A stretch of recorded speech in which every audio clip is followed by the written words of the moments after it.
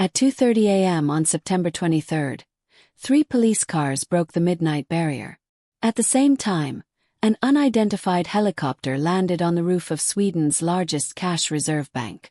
The Swedish police helicopter team, 8 kilometers away at the same time, also received multiple emergency calls asking them to provide immediate air support.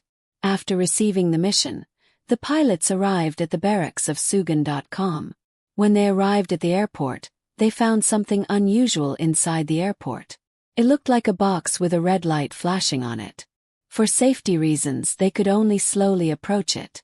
After inspection, they realized that the mysterious box was actually a fake bomb. What's even more funny is that the criminals actually wrote "bomb" on the box twice. It was really a provocation to fill it up. However, what the police didn't know was that the damage caused by this nail bomb was far greater than any explosion in Swedish history. In the early morning of September 23, 2009, the heavily guarded Swedish cash reserve was working overtime. Since it was Friday and the weekend, withdrawals would surge, so the city needed a lot of cash flow. The warehouse is operating at its highest capacity. At this time, $150 million in cash is stored there. Several Ultimo trucks are waiting in the basement for cash shipments to supply bank offices and ATMs across the city. That night, the office is under the command of a temporary inspection. There are another 22 staff members, more than 10 of whom are working in the office area, while Lin Jian and several people are in the closed area on the 6th floor. Classic cash staff are working tirelessly to break the night season. However, around 5 a.m. the noise of the machine suddenly changes. It got bigger and bigger. At first, the staff thought it was caused by the truck carrying cash starting up. It was not until the windows began to vibrate more violently that they gradually realized that this was abnormal. At this time, Lin Jie turned off all the cash registers to find out where the sound came from. The staff was helpless and confused and began to look around for the source of the sound. After a few seconds, Minfo ran out of the office. When he raised his head, the sight in front of him almost made him faint. A red and white helicopter was circling Pulley. All the employees were very shocked. Because there was no stop on the roof of the bank, a helicopter carried a group of masked men. Their target was all the cash in the vault and finally escaped in the helicopter. As the main witness of the whole incident, Lin Jian has been thinking about a question. Where did the robbers find the helicopter? Back to 2 weeks before the robbery, the 2 men met at the 4 home piers. A few minutes later, a man named Boyo Go found them. He told the 2 that there was a place full of cash and the only way in and out was from the top of the building. Both of them curiously asked how we should get up. Bojovic told them seriously, "I will get the helicopter and you just do the basic work." After a detailed discussion, the 3 finally left the dock. A few hours later, Bojovic contacted a man named Milan. Milan is a former mafia member. Bojovic invited him to join his gang. Milan readily agreed. Then Bojovic drove to the airport and flew to Belgrade to meet with another member. He did not return to Sweden until 4 days later. After Sweden, he contacted a man named Tsar. Tsar used to be an old man for petty theft and is now a teacher in the south of 4 Holmes. Jovic asked Charles to buy 5 new mobile phones in order to establish a secure network for their operations. So the family bought 5 mobile phones and gave them to Gwajiwiki. The latter distributed them to the gang members one by one. The next day, Jovic found Eric and asked him to investigate the cervical helicopter. Eric then went to the police airport to record the operation patterns of the plane in detail. This useful information will eventually reach Bojovic in the early morning of September 23, 2009. Eric hid in the woods behind the airport and waited for the last flight to land. A few minutes later the plane landed. After locking the hangar, the pilot returned to the camp. Eric then ran through the dark corridor in the direction of the hangar, then installed bombs on both sides of the hangar and quickly evacuated. At the same time, 4 masked men broke into a commercial aircraft in Mosey, a kilometer away from Warlock, north of Stockholm. Library towed a Type 206 jet helicopter to the tarmac. At 4:43 a.m., the helicopter took off. At the same time, the Swedish radar monitoring center captured the helicopter's figure. Around 5 a.m., the helicopter flew over the residential area at low altitude. Some people on the ground also noticed this scene. 10 minutes later, the helicopter arrived over the bank.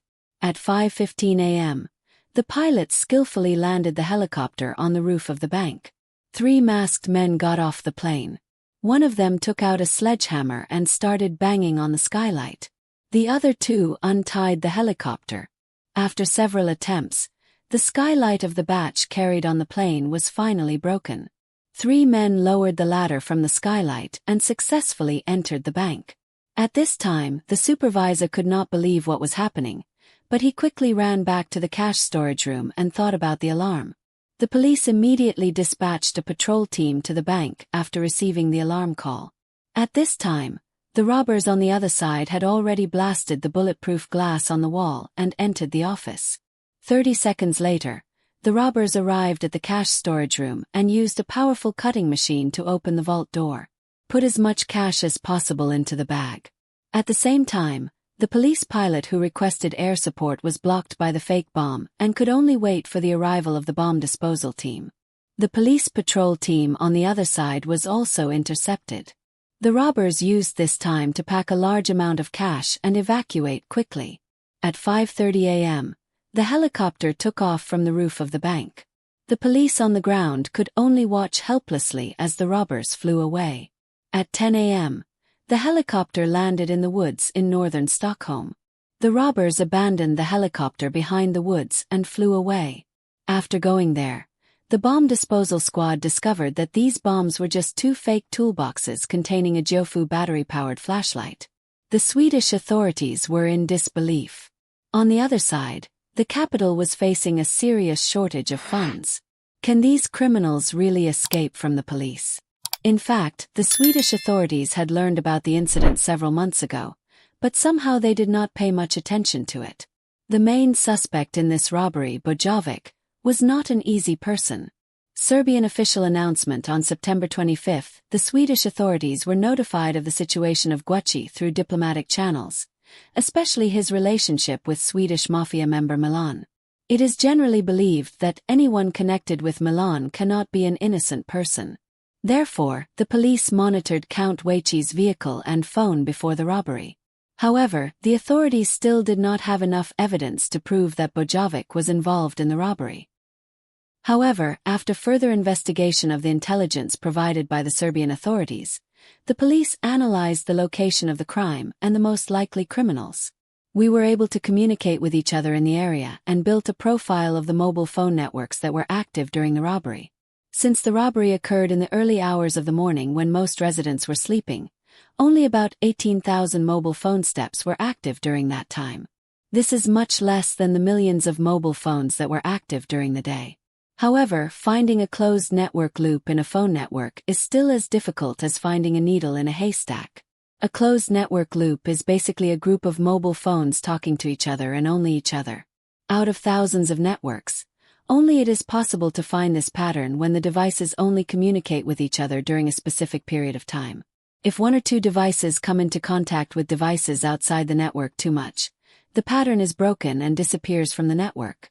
Fortunately, the Swedish police were able to find a closed circuit that was running during the robbery, and only a few phones were communicating with each other during this time. Remember, they had purchased 5 phones before the incident. These 5 phones plus 8 other phones created a mini network and were very popular on the day of the robbery. Active and after the robbery, these devices stopped working. It is obvious that just cracking this mini network can find evidence of criminals. The next day, Swedish police successfully cracked the mini network and explained the process. 2:55 a.m. Phone 1 from the meeting. Phone 5 connected to the police helicopter frequency. This is where Eric reported the last flight of the police helicopter. 3:14 a.m. Phone 2. Phone 2 from North Delhi. Phone 5 is where the red and white helicopter was stolen. Between 3 and 4 a.m. Phone bar 11. 12 and 13 contacted telephone 5 from the West Siberian area, which is also where the patrol interception was recorded. Telephone 2 contacted Telephone 5 again at 4:38 a.m., at which time they were heading to Hello by helicopter at 5:13 a.m. Telephone 3 and 7 contacted Telephone 5 from Playa del Carmen to inform that the beach was clear to land and receive the cargo at 5 a.m. At 20 minutes, Phone 1 contacted Phone 5 again to report that the fake bomb was in place. At 5:50 a.m., Phone 2 and 7 and Phone 5 made the final call. The rest of the phones were all switched off. This level of network contact map provided the police with detailed information, including the exact location and time of their operations. Now there was only one thing left to do, and that was the power to arrest the criminal. Criminals. A few days later, Swedish police arrested Bo Yogo in his apartment and found a large amount of cash in his wardrobe. On the third day, police arrested Milan at the airport, who fled to the Canary Islands. In the following days, police arrested Char on the side of the road for buying a mobile phone. In the summer of 2010, a DNA report showed that a man named Sefa Haddam was climbing a ladder. At that moment, he was arrested in the Dominican Republic. In the following months, the Swedish police arrested more than 10 people who were involved in mass shootings. However, Amick, who planted the bomb at the heliport, only escaped legal sanctions because someone else borrowed his gloves and lighter.